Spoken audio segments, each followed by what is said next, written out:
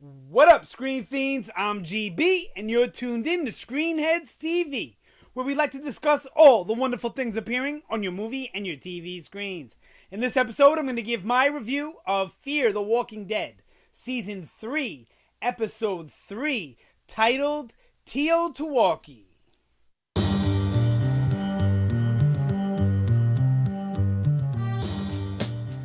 Oh, Fear the Walking Dead. How I want to love you. How I want to like you. And you got some good ideas. I see it's there. The intent is there. But your execution is so lame. It's as if this is what it would have been like if The Walking Dead was picked up by, like, NBC. It's so wrong. Alright, let's just get into it. Teotwawki, which is actually an acronym. I wouldn't have known that at all if I didn't actually watch Talking Dead, which I don't normally watch after Fear. I do watch it after the regular Walking Dead sometimes, but I normally don't watch it after Fear. And the acronym is The End of the World as We Know It. I did look up whether or not, what the meaning of the word was when I did my predictions for it, but what I read it on, it didn't say it was an acronym. It just said what it meant. So now that, makes a little bit more sense why it's all capital and all that. And the strange nature of the word, it makes even more sense that it's an acronym and not, another dialect, another language, whatever. All right, anyway, the synopsis. Alicia and Nick fall in with new crowds. Madison discovers Otto's past mimics her own. Alright, so this is not really the whole episode. They've been pretty good with the synopsises of kind of keeping us off track on what we can expect from episode to episode. Because I did not expect to see Strand this episode. I thought we were going to skip some time with Strand. But I guess The Walking Dead is taking a more of a let me split the storylines up in, amongst the episodes approach. Which I'm totally fine with. That one of my complaints with The Walking Dead is that they should do more of that. But that's now with a large cast. When you have a small cast like this and you're trying to build a relationship between the characters as well as a relationship with the audience, you really shouldn't have them split up and do this type of storytelling yet. All the storytelling should be with them together, growing and learning. Here's the thing.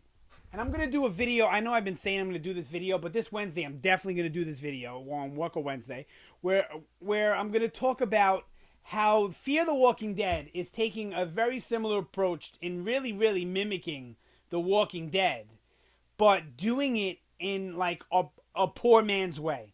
Doing the worst possible version of what they did on The Walking Dead. Instead of trying to be original or really remixing it so it feels fresh or different.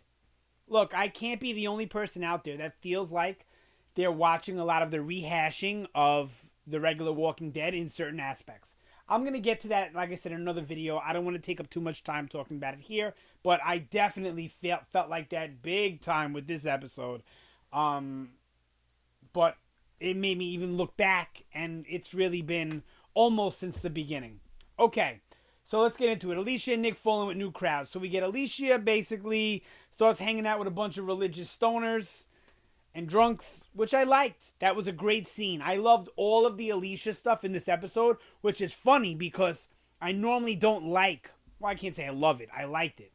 I normally don't like Alicia's stuff, but I like what they did with the character. I mean, with this scene. But what I didn't like was what they did with the character, where now she's like badass.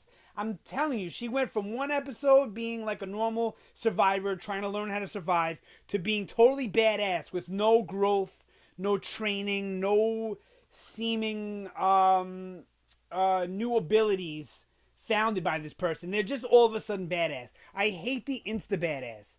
This is textbook network TV. I absolutely can't stand it.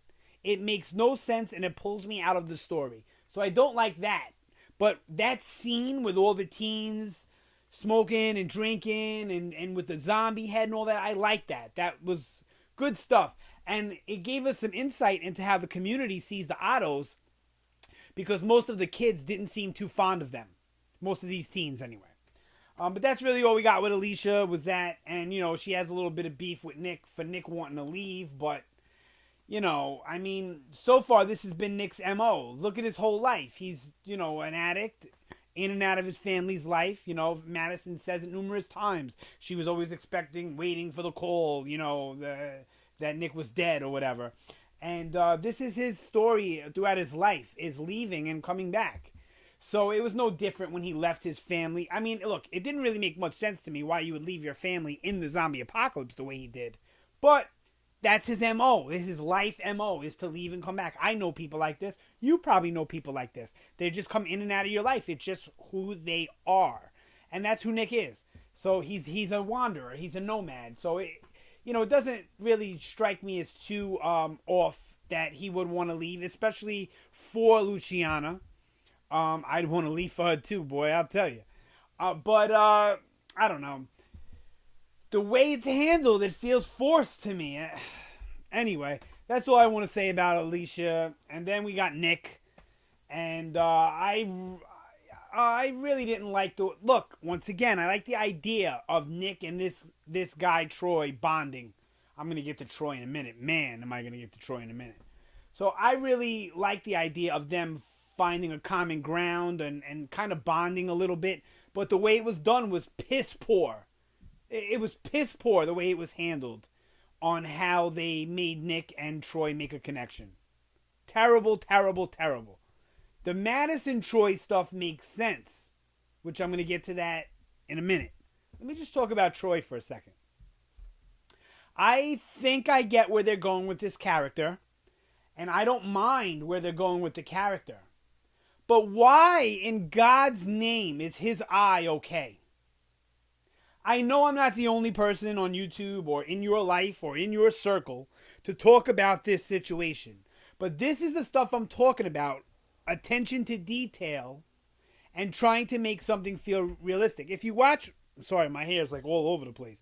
If you watch my fear videos, I've said this numerous times that one of the biggest problems with fear is their lack of attention to detail or their lack of making it feel like a real world situation, which The Walking Dead does almost perfectly most of the time. Why wouldn't you just take that play from that book instead of the format that they take or the recycled storylines that they're doing? Why are you doing that instead of taking the things you should? That's the problem. They borrow the wrong things from the regular Walking Dead. So, we get these situations that it pulls you out of the story when you're sitting there every time Troy's on the screen going, why is his eye still there? She stuck a spoon in it.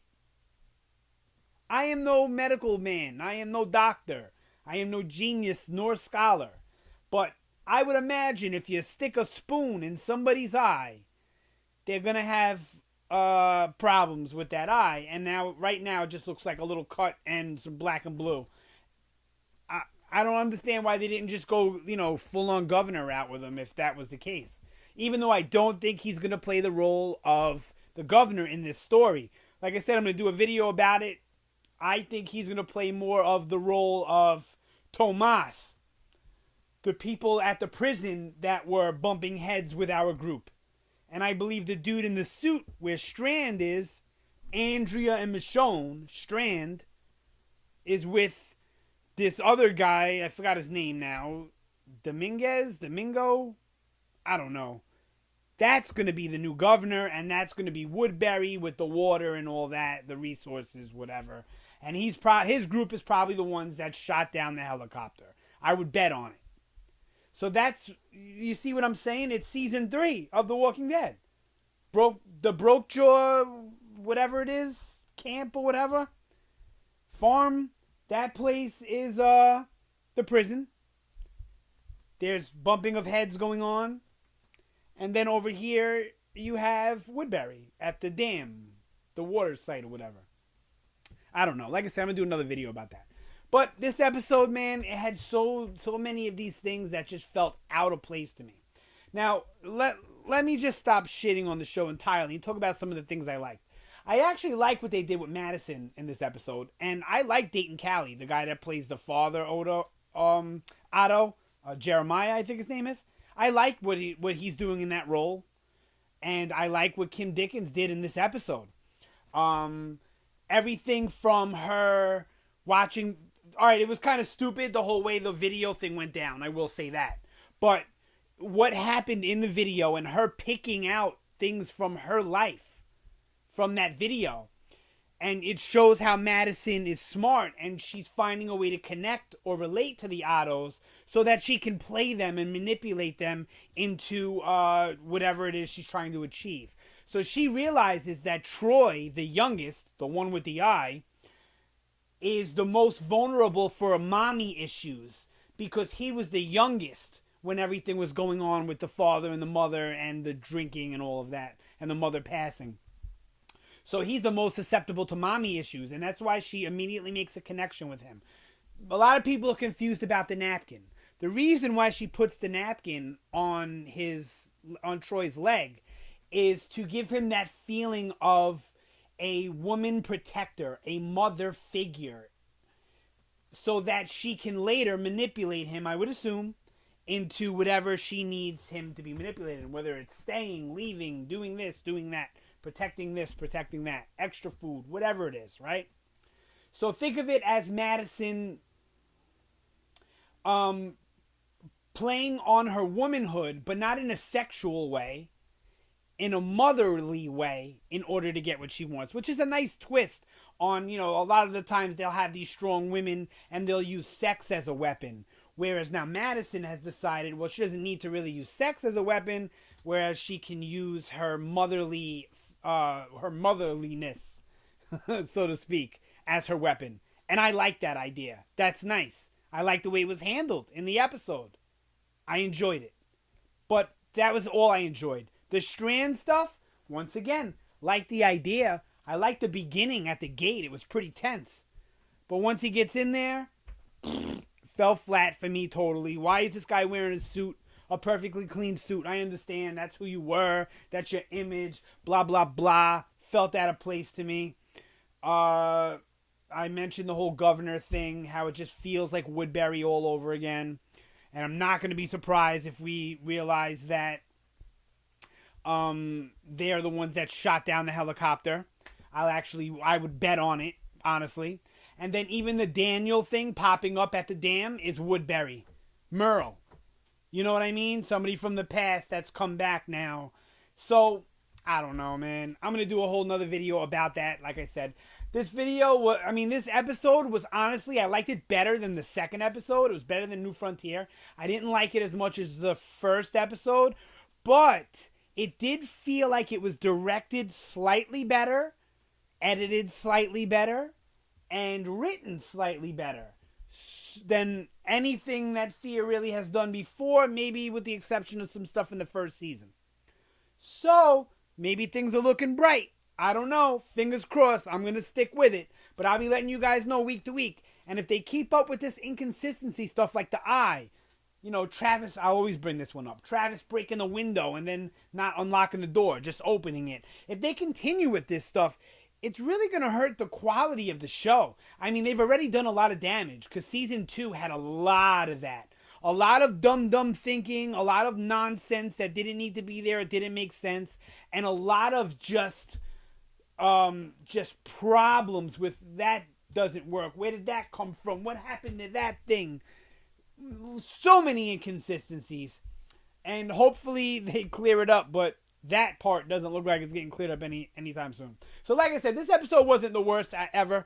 I'm still liking this season better than I was liking anything from season 2, I think. I mean, I like maybe the first 2 episodes of season 2, and the last episode was okay. I mean, it was all right. I wouldn't exactly call it good. It still had a lot of problems.